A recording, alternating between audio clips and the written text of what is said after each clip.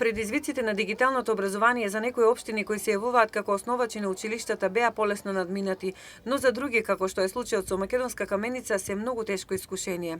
Протестите и бојкотот на наставата на основците од Македонска каменица во трајање од 21 ден е нормален израз на незадоволство и немоќ на неговото височество граѓанинот да изнајде конечно решение на овој суштински проблем.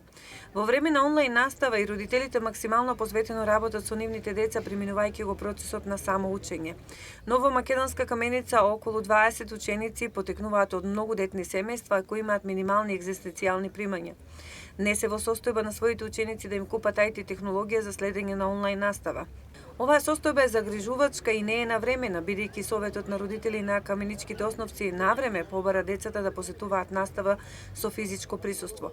Тоа им беше одбиено од страна на Министерството за образование, кој ги почитува препораките на Комисијата за здравство. Министерката Мила Царовска и денес го изнесе официјалниот став со кој им препорачува на сите дека бојкотот на наставата не е начин за надминување на проблемот. Првите луѓе на општината на почетокот не им злегува во престрит и помош на најзагрозените ученици кои имаат со устав загарантирано право да се образуваат и воспитуваат.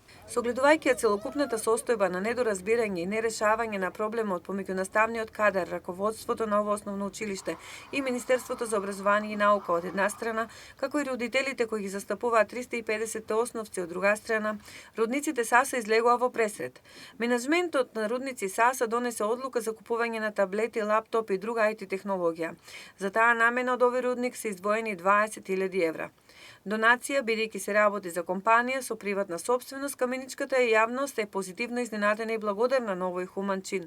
Донација на средства за купување на таблети вети градоначалничката Сонја Стаменкова, но дали набавката на компјутер за секое дете, за секој основец во Македонска каменица ќе значи решавање на проблемот и конечно дали ќе значи прекинување на бојкотот, ова останува отворено прашање.